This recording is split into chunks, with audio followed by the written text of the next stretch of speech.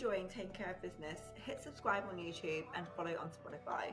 It helps the show grow, supports creators behind the scenes, and gives you access to original insights from extraordinary guests. Now let's get into today's episode. Okay, so this is the part where I do sort of a "this is your life so far." So here we go. Susan, you are the co-founder of Harbour, the largest privately owned litigation fund globally. You're one of the trailblazers of the litigation funding industry. For more than 23 years, you have been sourcing and investing in groundbreaking cases, shaping public policy across multiple jurisdictions, building global relationships with some of the most respected law firms in the world. But you're not just a pioneer, you are a leader. As chair of the Association of Litigation Funders, which you are a founding member of, and a board member of the International Legal Finance Association, you've helped steer the industry's growth and standards worldwide. From qualifying as a solicitor in 1992 to practicing in both the UK and the US, where you served as a British diplomat, you bring a rare mix of legal, financial, and international experience. And I really cannot wait to dive into your story and insights on today's episode of Taking Care of Business. So thanks again for being a guest. As I said, I've been very excited about speaking with you. And I can't wait to get stuck in. Well, thank you very much for the invitation. I'm looking forward to it, having seen other ones that you have done. So, yeah. Well, that's really kind of you. Dive in.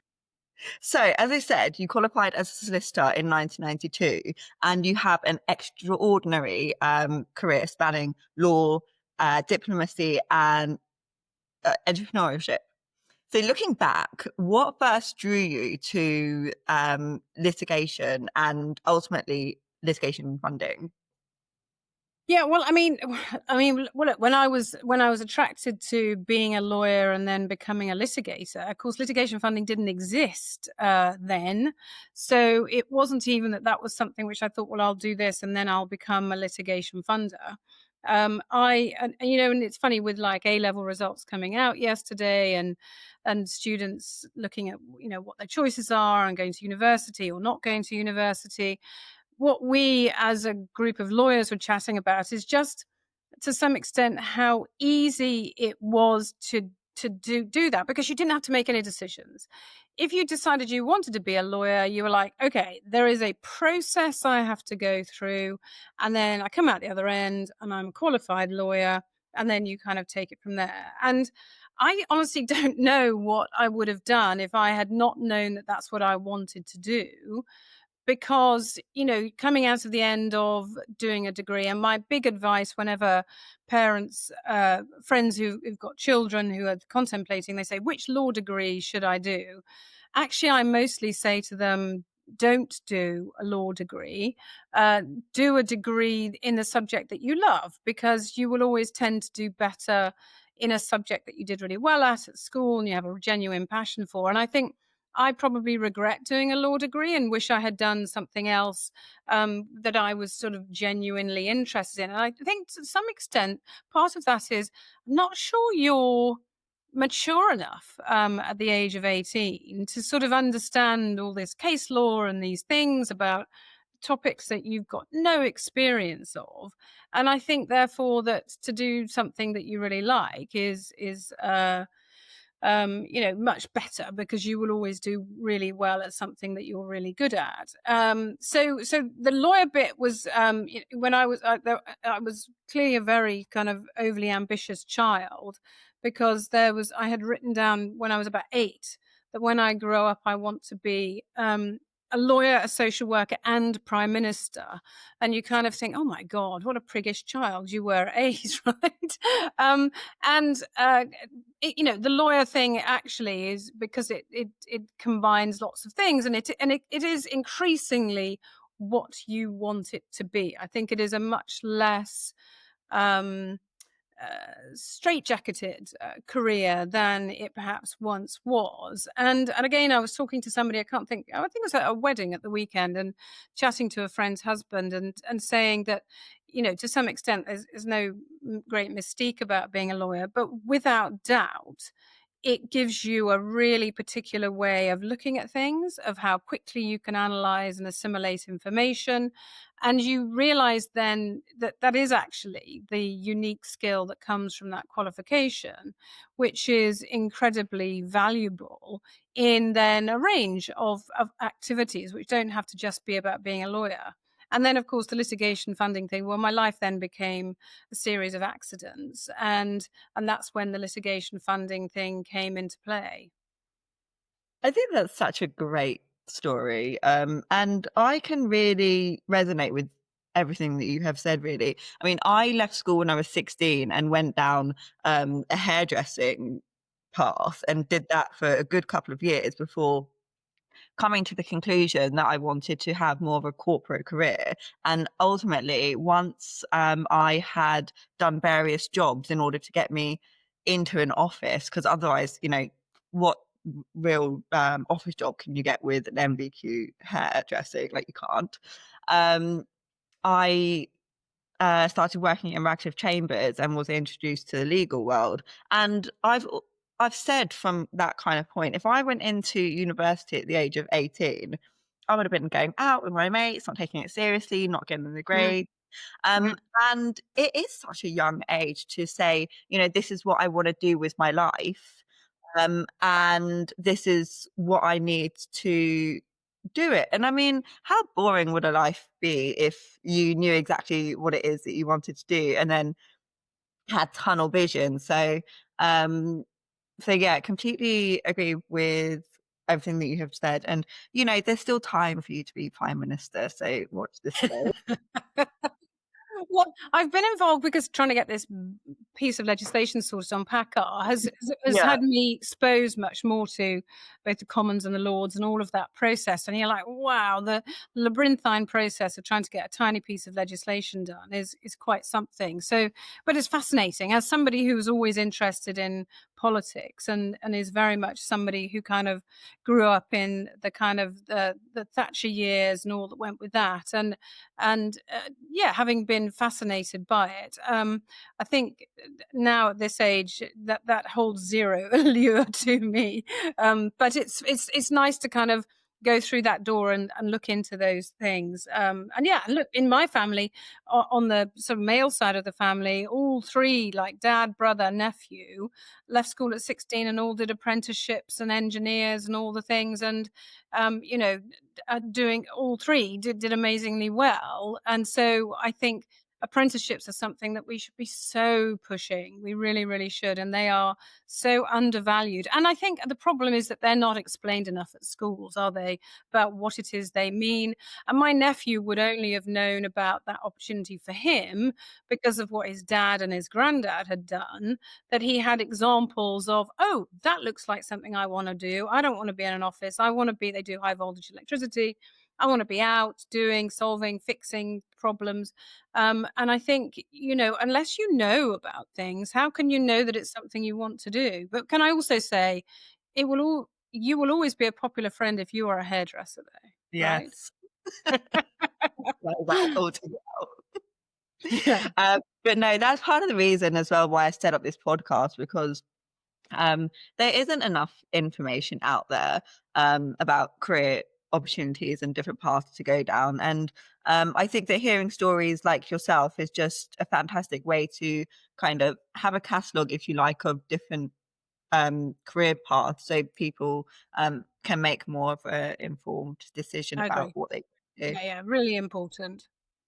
So litigation funding began to emerge as a fast-growing and attractive asset class in the early 2010s. But you, Susan, set up your first fund in 2002 before Really? going on to co-found Harbour in 2007, positioning yourself among the pioneers in this space. Mhm. So what I'm interested to know is, what practical steps did you take to establish Harbour, but also to guide it to become the largest privately owned litigation fund? Yeah, well, it was interesting going from that first fund, which was we had just about £1 million when we started out, and we set it up as just an English limited company, and it was a kind of friends and family endeavor to kind of test the concept working in the insolvency arena. And that was very different then to Harbour. So when Harbour was first set up, it was part of a multi-strategy hedge fund.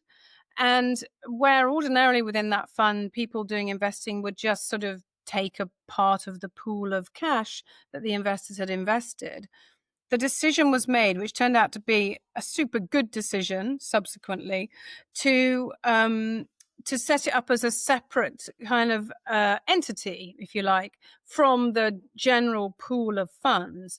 So quite a lot of work was put into creating the separate structure for Harbour.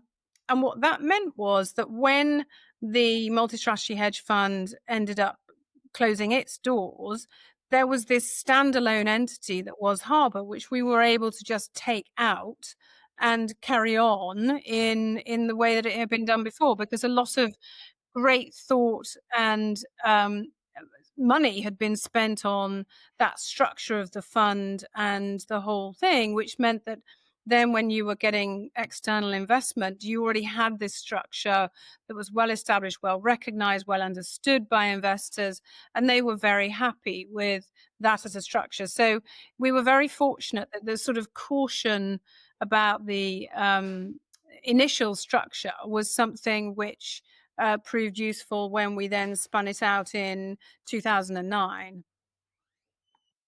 Nice. I mean, you've done so incredibly well. It's such a fantastic story to hear.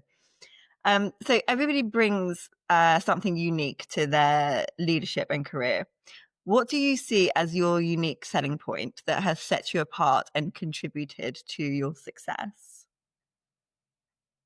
Yeah, well, it's it's a good question, isn't it? And you sort of reflect back, particularly the older you get, on what do you think of the things, and some of the qualities that I think initially kind of get you to making progress are also things which you have to reflect on along the way. And to give you an example of that, so I see an opportunity in everything. And that's fantastic in terms of making you incredibly proactive, saying yes to everything, talking to everybody, because you just think, I'm going to learn something from every conversation I have. Even if I learn, I never want to talk to that person again. But I'm going to learn information that is always going to be valuable. As you progress, what you have to learn is that there isn't opportunity in absolutely everything. So then you have to, and I had a brilliant marketing person who we worked with for a while, Liz, who was phenomenal in saying to me, you need to, if you like, sort of categorize people to decide how you're going to spend your time, and recognize that it is just not the case that X type of person ever provides any opportunity. So, don't stop sending them information on a general basis, but make sure you focus your efforts on what she called the kind of VIPs and ambassadors and VIP. And the categories of those are, so the VIPs are the people you definitely want to work with, want to be doing cases with, and ambassadors are your kind of top of the league people who, as she characterized it, are talking about you positively even when you're not in the room. And those are your number one people to, if you like, look after, nurture, make sure you keep up to date, stay in touch with. They are your absolute top person. So it was really good, because then every time somebody said, oh, can I have a coffee with you, or do you want to have lunch, or do you want to do this, I would actually just stop for a moment, and rather than just saying yes, it would be, okay, now how is this categorizing going? And what the part of the thing that I found hard about it is I didn't like that feeling of transactionality of engagements with people. But, you do have to acknowledge that there's an element of that to what we're doing, and that you really must be strict with your time, because it's a really costly resource. And I mean that both in terms, obviously, of the cost of employing people and all of that, but in terms of your energy and I I have my great friend Claire, who talks about in life there are radiators and drains, and you want to spend your life with the radiators, not with the drains, because again, it's that sort of then the energy that's generated from that keeps propelling you forward. So I suppose that sort of sense of opportunity and everything, and I've always had a massive sense of urgency, so that propels me a lot. It's like I want to get things done. I want to get things done now. Uh, that and I'm quite decisive. I think mostly not too decisive, but I think quite decisive. And I think all of those things, particularly in the early years when it was just me, which is quite lonely, is really really helpful, because it means you are very self motivating, and you just kind of create and seek to go out and create the opportunities. And I do look back and I think, oh my goodness, I had so much, well, front, for want of a better word, in terms of like I had no qualms about inviting myself to everything, and things like getting in front of the Civil Justice Council early on, and just looking back and going, gosh, I don't know whether I'd have that much front nowadays. But I think it's one of the benefits of youth or being younger, is that you almost don't know not to do something. You become more cautious, I think, with age, and to some extent that's a bit of a shame, actually, because and then you lose that kind of, well, I can do anything sort of approach, right? Yeah, I do think I think the same as you, but I've also met a ton of young people who are really backwards in coming forwards. And I just Hmm. think to myself, if you don't back yourself, like nobody else is going to. Yeah. Yeah. Um, Number one, because, you got to be your own biggest cheerleader because everybody's on their own path. But number two, if you're not backing yourself, perhaps the person who you want to be in front of isn't going to think that you're ready or believe in yourself. So I do try and really help people come forward, as you did at the beginning and still doing now. And I do believe that you would still do it at this point, because it just seems like that's the kind of person you are. And I wanted to ask, you know as I just said, you're a go-getter, you have this sense of urgency, you're decisive. If there is somebody at the beginning of their career that doesn't have all of these attributes, do you think that it can be trained, or do you think that you just have to have it inside of you? No, I think it can. I'm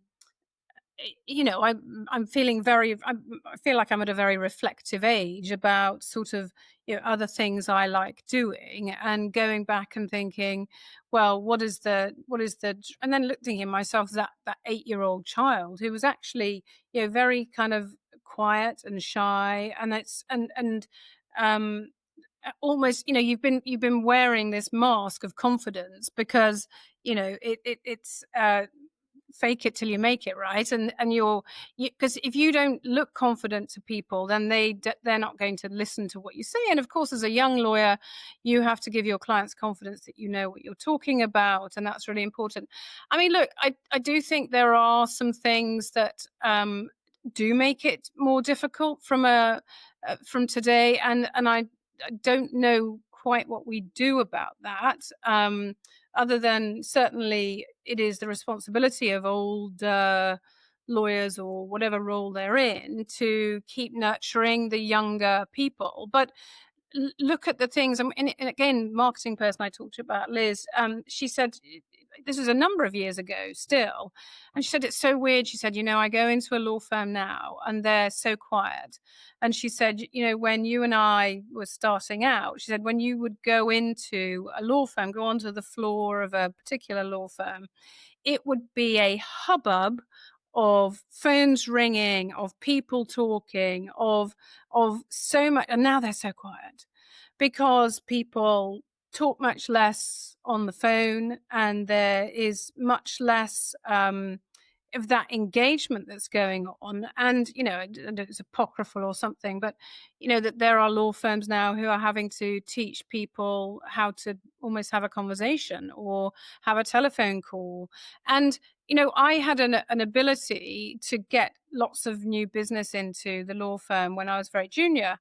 And the partners I worked for said, "Well, how are you doing?" I said, "Well, I'm just talking to people, asking them questions, and then saying, well, we could do that for you." You know, I never saw it as rocket science. It was about being constantly curious, asking people the questions, and you know, that the constant curiosity is absolutely at the heart of what you need to be doing.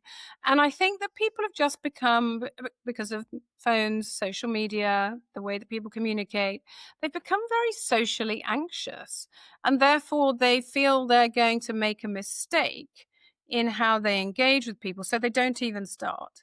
And I think that's an incredible shame. My law firm, when it hired the 22 trainees that we were, their approach to hiring was, and this was Rag and Co now Gowling, their approach was this. They said, look, we're going to assume you're smart, and the test that we have is this. At the time, they only had one office in Birmingham.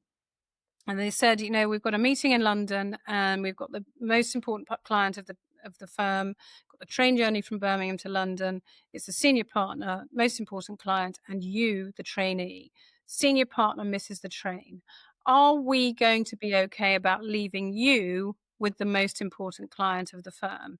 And if the answer is no, and you have a first from Cambridge or whatever, but you can't just sit and have a sensible conversation, we don't actually want that first from Cambridge, because that is as important as you being smart and good at your job. And I thought that was a very kind of pragmatic, way ahead of its time sort of approach to hiring people who were, you know, certainly not in my case, have a first from Cambridge, but you had well-rounded people who were able to hold their own in lots of different circumstances with lots of different types of people, and that just shone through when you started at Rag and Co. And Rag and Co was, I realized subsequently, the most phenomenal place to train. When I then talked to my peers about how their years had been, and I was like, wow, it was like I was in some kind of fabulous cult. And I'm forever grateful that that's where my working life began. I think I think, you know, as you were saying at the beginning of the interview about, you know, perhaps doing something that's not a law degree, that can kind of go to that, because you're not so kind of tunnel vision in just law. You have more experience outside of that, and yeah, I think that probably adds to it as well. So you have advised numerous governments on funding policy. Which developments or policy shifts do you believe will most shape the future of litigation funding over the next few years? Well, you know, it's interesting because, I mean, I particularly remember like working on things in Hong Kong. And I think Cayman was brilliant because they kind of did a fast forward up, having seen what other people were doing. And Hong Kong, I think, is holding itself back a little bit by not just going ahead and saying, look, funding can be used in all types of cases, not just insolvency and arbitrations. I think that's a great shame. So I hope that that changes. And Singapore kind of took a slightly more speedy approach to opening up the use of funding. I think, you know, in the end, it isn't so much. I mean, there are regulatory things which can end up hampering and killing off funding. So we just had that recent example in the potential tax that was going to be levied in the US under the Tillis part of Trump's big beautiful bill, as he calls it, which happily went out by the time the bill itself passed. But uh, you know, that it was going to add 41.5% tax to, or 40.5% tax to litigation funding. Well, that would just be the end of funding. So in a way, I think it's those negative things which are really risk, because there just seems to be such a sort of emotionally negative response to funding, which I just don't understand, because what we do is really not that controversial. We pay bills for a living to enable people to have the choice about how they pay for an activity. It really isn't that controversial, and yes, it generates so much emotion. Um, so so I do, but conversely, I do think, for example, if you look at the Civil Justice Council's recent report, it was such a thoughtful piece of work about actually things beyond funding and how we all should be looking at these things, which I thought was really positive. And I think the thoughtfulness was really refreshing, as opposed to this sort of, oh, it's all bad news and we're going to do this, we're going to do that. And I just felt like actually that group had really kind of properly understood what funding is. So I think we need more of that sort of demonstration of understanding of how these things work and the value that it has. Because without doubt, absent funding, the CAT wouldn't exist. Every case there is funded, and a lot of very, very worthy cases just would not happen. And the naysayers of funding tend to be those who just don't want to be sued. Well, you won't be sued if you don't do anything wrong. I mean, it's pretty simple. And then if somebody has done something wrong, what is wrong with somebody securing some funding in order to pursue their claim? So it's a funny thing when you're like in the inside, you look at it and go, I cannot believe what I do causes so much controversy. I thought by now it would just be a really boring, uncontroversial part of the landscape. But still, here I am 23 years later talking about it, and disabusing people of myths that they have about what it is that we do or don't do. Yeah. I think it's quite bizarre really for all the reasons that you've just said. You're helping bring justice, and it's odd. I think it's odd. But you have played a key role in addressing, these issues of negative public perception, concerns over fairness and who's really in control when there's a funder. Um, so as a founding member of the industry's self-regulating body, how do you ensure that Harbour's involvement supports justice while protecting the, integrity of the legal process? Yeah, well, I think there's a few aspects to that. I mean, actually, if you start with the current legal position, which still remains, so we haven't abolished champathy and maintenance as torts. What does that mean? What it means is that if you are found to have unduly influenced or sought to control the case in this country, you as the funder risk jeopardizing your investment. Now, that's a very highly motivating standard to make sure that you honor not just the word, but the spirit of the funding agreement, right? So that you are alongside. And look, we have funding relationships that go on for years because a lot of cases take a long time. And it's really important that you have a good relationship, because actually we gain tons of value. But I'm a much better lawyer now than I ever was in practice, because I've reviewed thousands of cases, we've funded hundreds. You get tons of experience in a way that you just don't get exposed to in practice. And our funded parties like that we bring thoughts to the table about saying, oh, we had a thing and this worked quite well, should we try this? But it isn't, we're not there reviewing correspondence and drafting pleadings and doing all of those things. We are simply trying to be a good person to be alongside. So that financial incentive and to be a good partner. So we've seen cases which we haven't funded because we just didn't think the dynamic would work. We didn't think that the parties would get along, and therefore we said, no, we don't think this is a case for us, or we think that the case is going to win or settle, but not win or settle enough, so everybody will be unhappy at the end of it all. So we're trying to be quite thoughtful about that. In terms of things generally, yes, obviously through the association, it's making sure that people behave. We actually get very, very few complaints from people. Um, uh, People who, and often, of the complaints that we have had, they're often from people who are not funded parties, for example, and it's. And I say often, by which I mean we don't get many complaints, but they're sometimes from people who are not even receiving funding, and so they don't get the protection of the code of conduct because they're not a funded party. So it is about being a good corporate citizen, frankly. And again, if we try to fund, I know this sounds a bit trite or twee, but the good guys.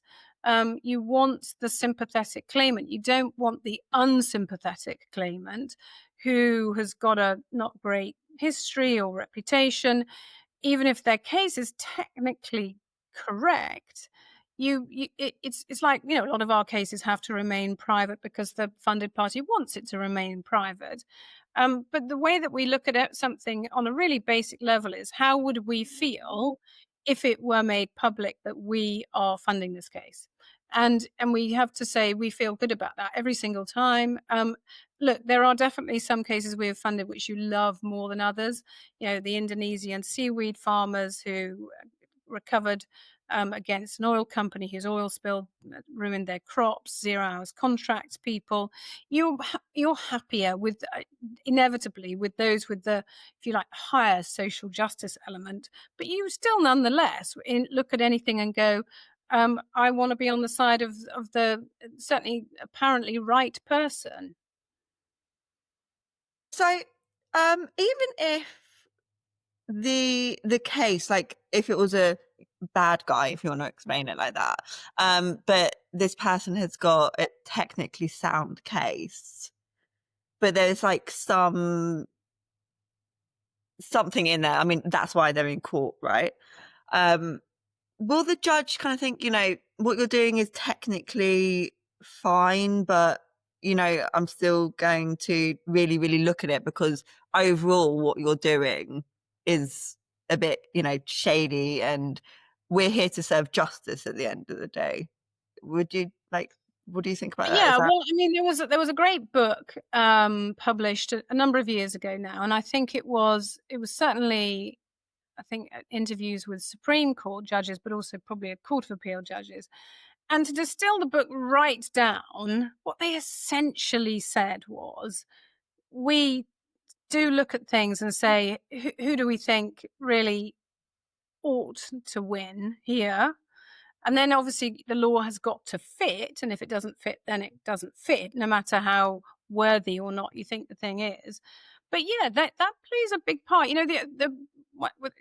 Jurisprudence was part of one of the subjects that we did at university, and I didn't have much truck with most of it. But the one that I did was what's called the American realists, which is, basically we're all humans, and if the judge comes in and he's had a bad day on the way in or an argument with somebody, that's going to affect his view. So make sure you pay attention. And that's true of anybody that you meet, is that whole notion of, what are they bringing into the room with them? Why are they behaving in a certain way? It may feel that that's about you, when in fact it could be about many other things. And I know, I've certainly seen that over the years, of people who, because you then subsequently find out had quite difficult personal things going on, just trying to deal with the person you're dealing with. But it comes back to, though, that I think that is, that people forget that judges are human.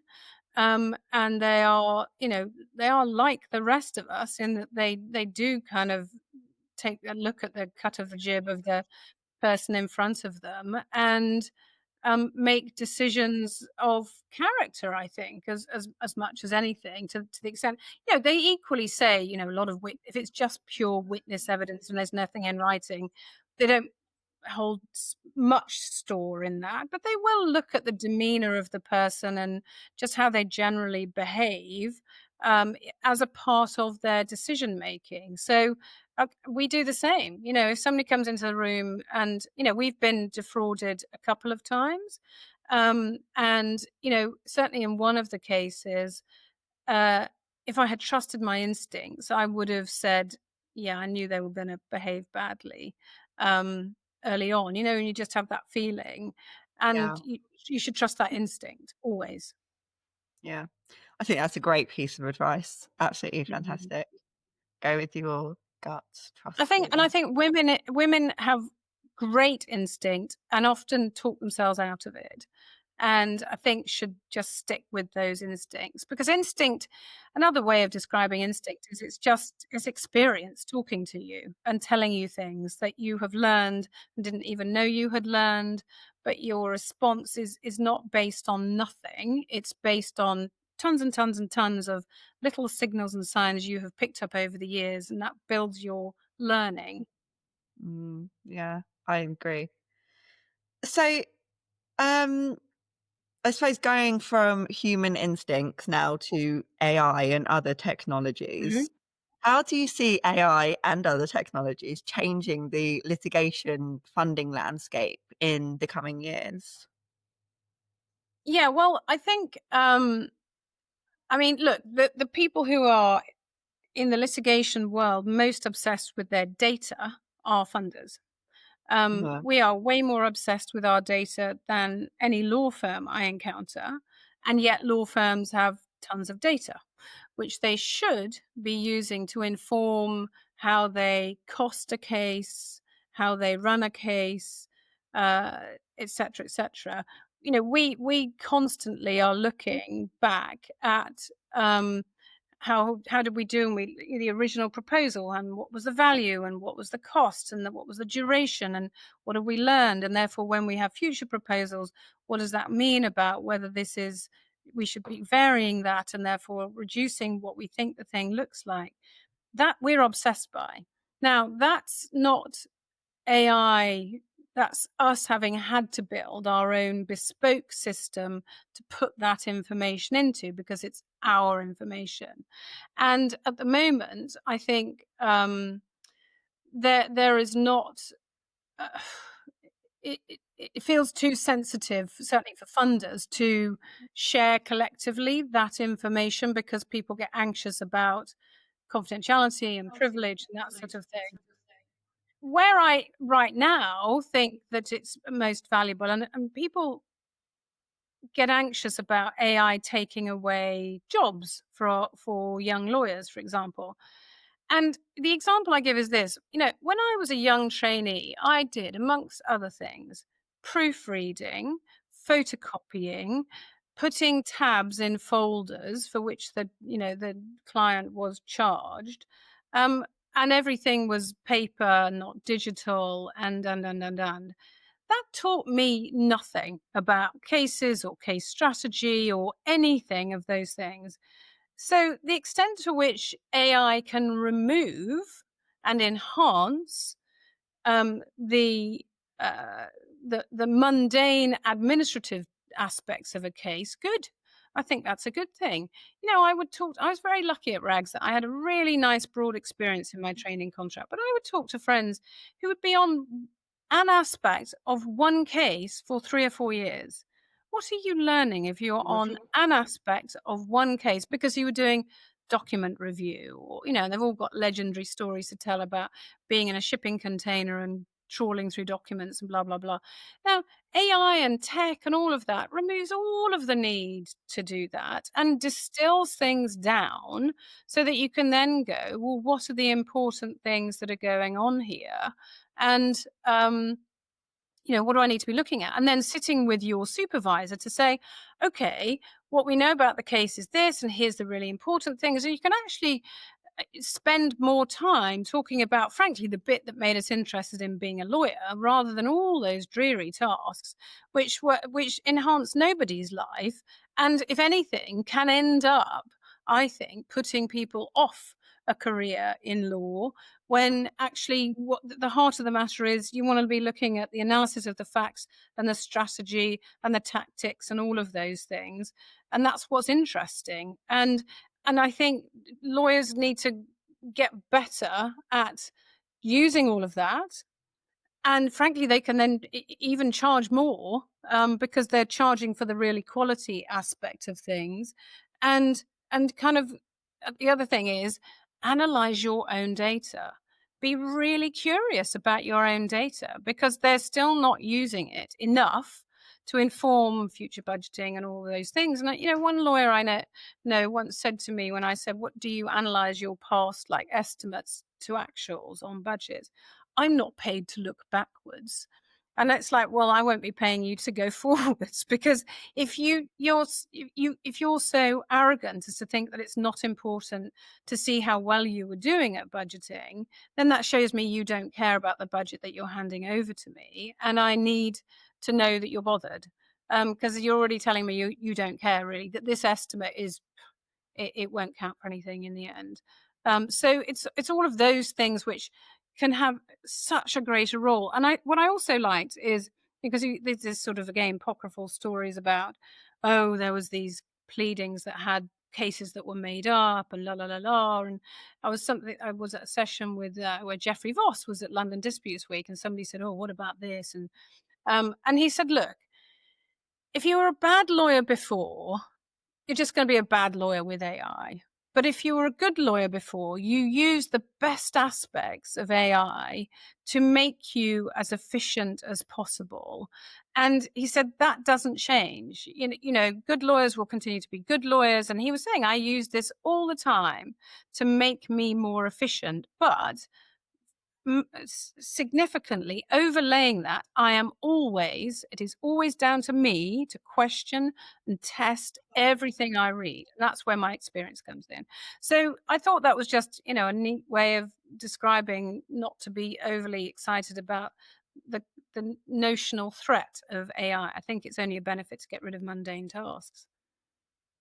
Agree with you. I mean, I'm 5 months into my training contract and I use AI to support me in the research tasks that I do, in, the transactional stuff that I do and in the advisory little bits as well. Because, if I'm drafting something, I need to perhaps make it a little bit more concise. So I just put it into Copilot or whatever and ask it to make it concise for me.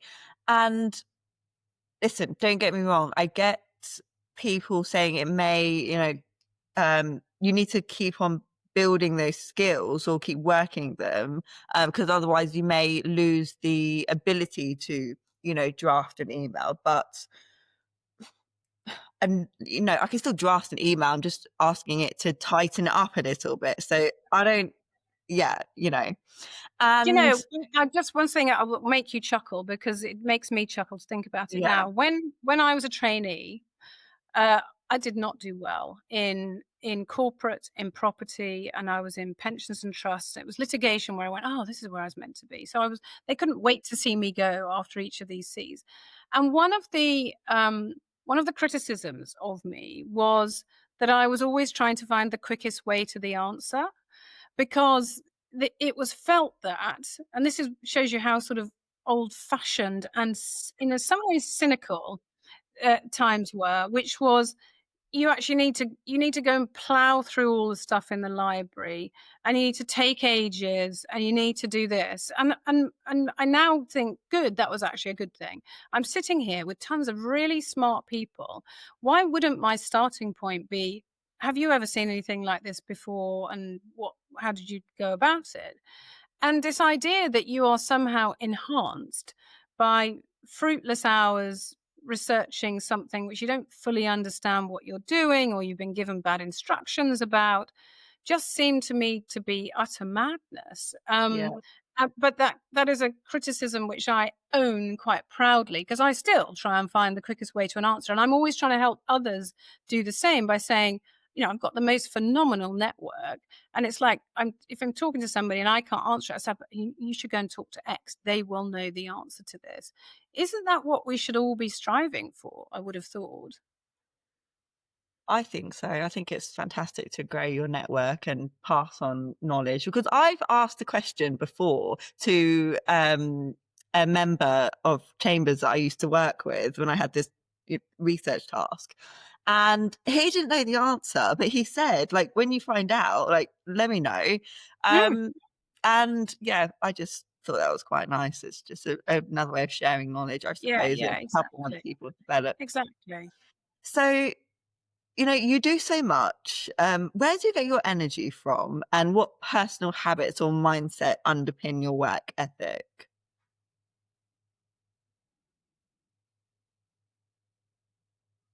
I'm fortunate.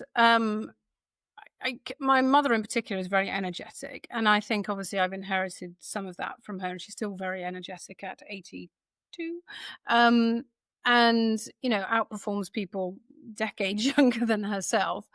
Um, so I'm fortunate from that point of view, and certainly people have often said, gosh, where do you get your energy from? And just sometimes you're a lucky person, right? That you have got this natural energy. I'm a morning person, so that helps. And I think my curiosity is something that just continues to drive me. I'm always interested in, oh, what's that? I need to have a little noodle. And I love talking to all these people who are developing technological solutions, some of which are clearly not going to work. And a lot of people come to me to say, what do you think about this? And I'm super happy to kind of provide input and say, well, that won't quite work. And they're doing it just from a tech point of view, and they don't have that experience point of view. I'm always happy to share my thoughts on how things might work and that sort of thing, because I love seeing the innovations that people are doing.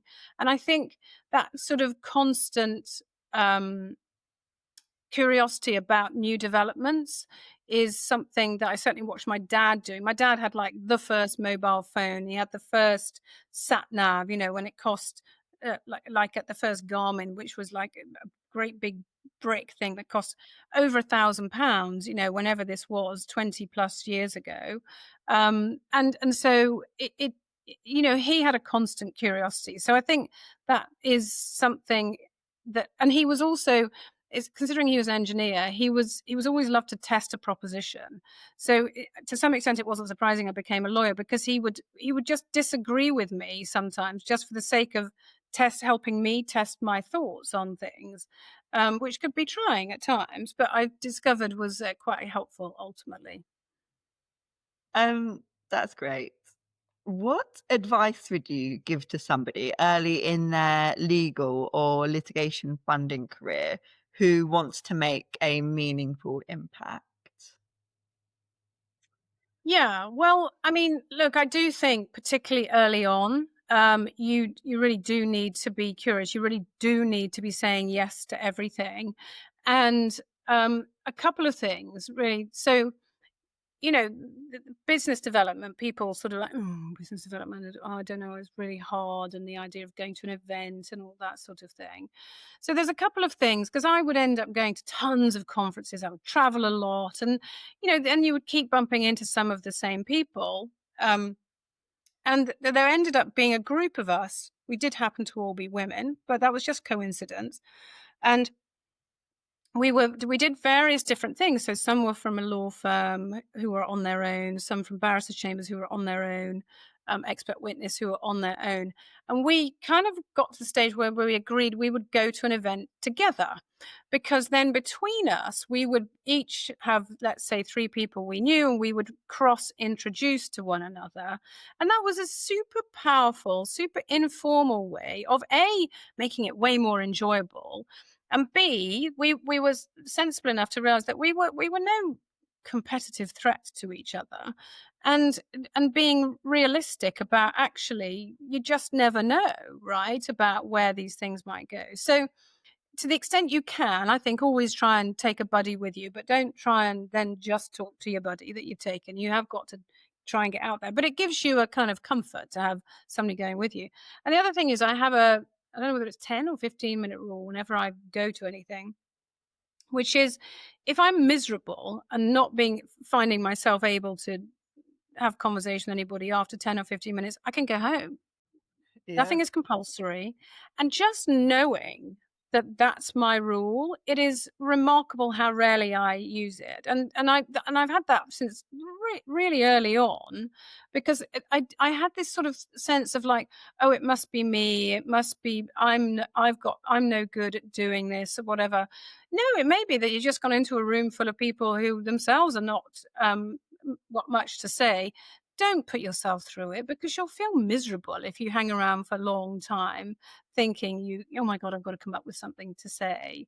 So having that kind of get out of jail free card actually is very liberating, and makes you feel better. But I do occasionally still use it and go, nope, this is not for me, I'm going home. So, what about a piece of advice for leadership wisdom you would most like to pass on to the next generation? Yeah, so I mean, look, I like to think that I've always promoted a collegiate atmosphere, to encourage people to share information, work together, help each other. Really important. I had some coaching about 10 years ago, which I found really, really valuable.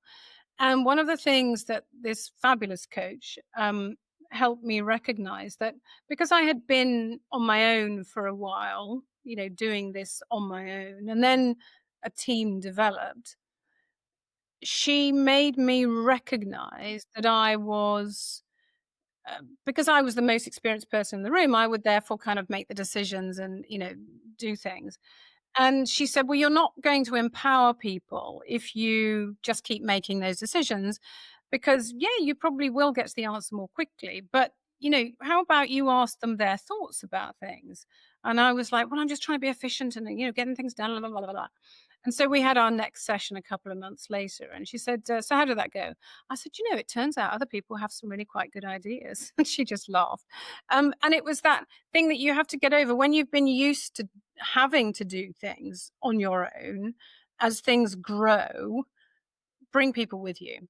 Really, really important that you bring them with you, discuss whatever ideas they have, create that, if you like, safe space for them to be able to say, well, I wondered about this, and talk about whether that's something that could be useful or not. And I think if you create that atmosphere, oh my goodness, you benefit in spades, because people have got all sorts of different experiences. And it's lovely when you watch people thrive in those circumstances.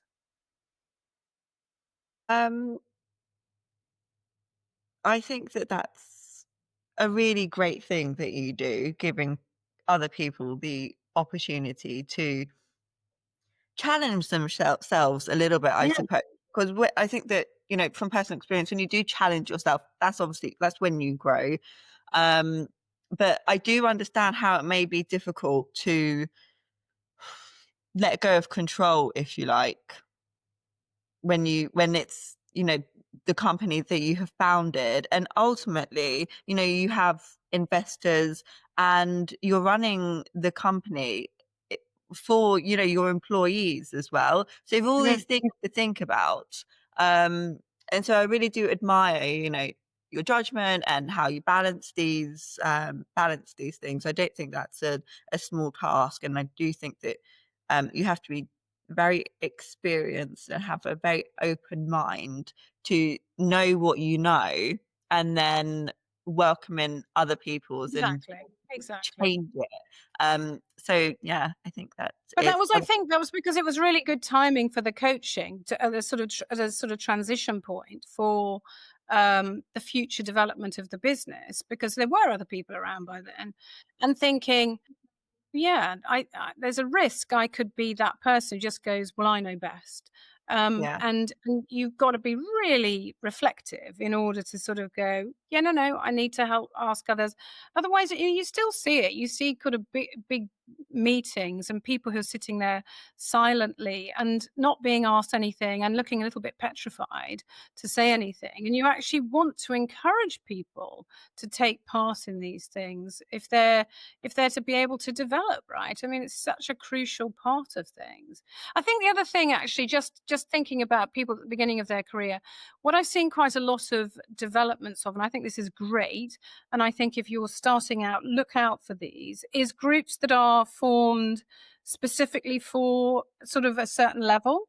So it's like older people not allowed here, so that you can start building your networks of young associates or even a trainee group or whatever, and without feeling, because you'll then feel all much more on a level, and I think that's more comfortable for a lot of people, rather than thinking, oh gosh, there's some really older experienced people, I daren't speak to them, whatever. Because I think that those are really great places that I've seen develop for practicing your skills at business development and that sort of thing. And then before you know it, your network is referring you cases, and you've all kind of developed together. So I would really encourage people to take part in those sorts of groups as early on as possible, because networks are critical to future development. It kind of goes back to what you were saying at the beginning, again, when you were talking about your VIP clients and your ambassadors. If you're building a network and people are talking about you and, you've built that reputation, you're building your network of ambassadors there, I suppose, that are going to be your cheerleaders. Exactly right. Is it because if you have a nice relationship with somebody and somebody comes to them and says, I've got this case, and they go, I've got a conflict, and then they really like you, and they're like, oh, but I know who you should go and talk to. You've created your own club of ambassadors for each other, and that mutual support thing is lovely. And I think, I think lawyers are getting better at this, but there used to be just too much like, oh, I can't, the competitive element. It's all pay it forward. In the end, for me, it's pay it forward. You do that, and it's amazing how things come back around. And I've had things come back around to me years later. One of my favorites was I was walking through Cayman, having various meetings, and when I had a BlackBerry, and I got this email, and it just said, "Oh, Susan, is that you? I just saw walking down the street." And I'm like, "Oh, yes." And it said, "I'm a barrister. And you gave a talk at my chambers 10 years ago. I now work in Cayman, and I've got a case, and I wonder if we could meet to talk about it later." And you just thought, oh my God, you all these kind of like seeds that you're planting, you sometimes can think, oh gosh, am I really making any progress? And then you have something like that, and you just think, yeah, you've got to keep planting the seeds, right? And that is such a constant for me about doing things. And also just the pay it forward thing. I've had people be incredibly kind to me, and I take very seriously the extent that I can be at all help. I can't always be helpful to somebody, but I will always try to do so if I can, because I have benefited from others, giving their time to me to help me develop. It's just such a nice way to live, isn't it? Where you're, Well, it's just a better way, isn't it? It seems to me the only way you should live, really. yeah. So everybody has those top 3 go-to things. So it's inspire, energize, or just make life a little bit better. Whether that's books, podcasts, drinks, you name it. Susan, what are your top 3 right now?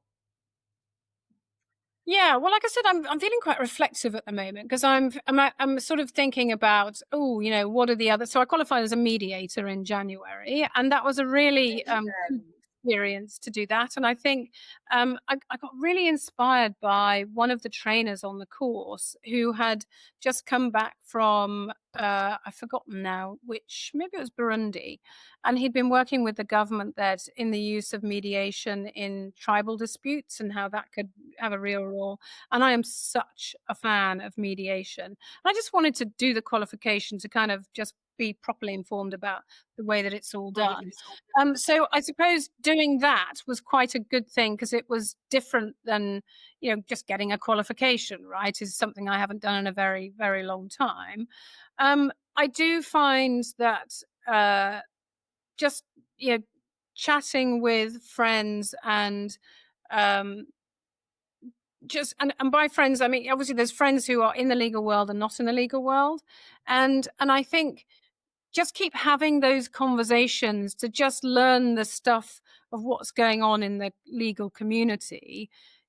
Just keep talking to people. You don't have to go to all the BD events, but if you've developed a bit of a network and you get together periodically and go, oh, did you know about this or did you know about that? And it's the stuff you can't read in a book or you can't find anywhere else. It just keeps you up to speed with what's in your community. I have to say, post COVID, I've become a lot less of a fan of having lunch or dinner. It just feels like that's less of a thing to do, and I think the sort of shorter meetings. But I'm always up for a Vesper martini, so I'm always open to that suggestion, definitely. But I think my one sort of constant truism is just how much of what I have done has been about constantly engaging with people at all levels. And I think that is also important because there's a risk the older you get that the only people you know are your peers, and that you need to make sure that you mix it up in terms of the good aspiring lawyers that are coming up. And again, just to make sure that they get exposure to interesting cases to enable them to develop. But yeah, I guess I often sort of say, well, I think I get paid to talk for a living. So and you learn a lot, including learning to go nowhere near somebody. That's valuable, helpful stuff too. That to keep developing and honing those networks. Thank you for sharing your top three. I must say, I have taken a liking to a dirty martini these days. So, yeah, I can appreciate Yeah, your top yeah. three. The name of this podcast is Taking Care of Business. What does it mean for you to take care of business?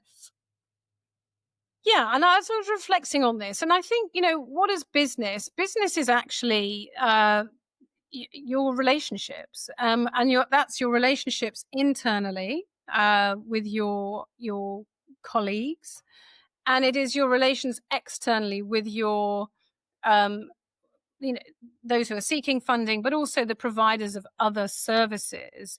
And you know, it's one of the things, it's just little things like, when I was a child, it used to make me very aggravated after Christmas to have to write a thank you letter to an aunt for sending a gift that I wasn't massively keen on, but it was the right thing to do. And it's about that maintaining of contact with people. So, doing the follow up every time you have met somebody and remembering a fact about them that you can reference in that note, so that they go, oh, it wasn't just that was lovely to see you, hope to see you again soon. It was like you've stuck a bit more in their mind because you've shown you were listening and you've remembered a fact about them. And then if you see something that's interesting that relates to them, you follow up. But oh, I saw this and I thought of you. And it is that that's taking care of business, right? It is showing people that you're thinking about them. But taking care of business is both the internal and the external. And it's all about the relationships. This all boils down to human relationships in the end, particularly with what we do. We are not selling cars. We are not selling a thing. We're selling money, which sounds like a weird thing to say, right? But and people don't just choose based on price. They choose based on what is your reputation about how you are to work with. How do you behave to all levels of staff? Really, really important, from the person you first meet on the reception all the way through to the senior person. All of these things are what's really important. And I think it's those relationships which it is so important that you look after. And that, for me, is taking care of business. I think that was just fantastic. So I want to thank you so much for your time. I want to My pleasure. thank you for talking, about your career journey and really just providing all of your insights and advice. I can't thank you enough for spending this hour. Thank you so much for the invite, and I thank you for the questions, which are really interesting, and that I didn't have to tell the story about how I got into litigation funding. I'm very glad you didn't ask me that, because I feel like I've said that a lot of times and people already know. So it was nice to go down different avenues. So thank you. Great questions. No, honestly, I want to share, your story, but, obviously you are a very well-known figure. So I couldn't have you on and ask you the same questions that you've told a million times. This wouldn't be fun, would it, at all? Yeah.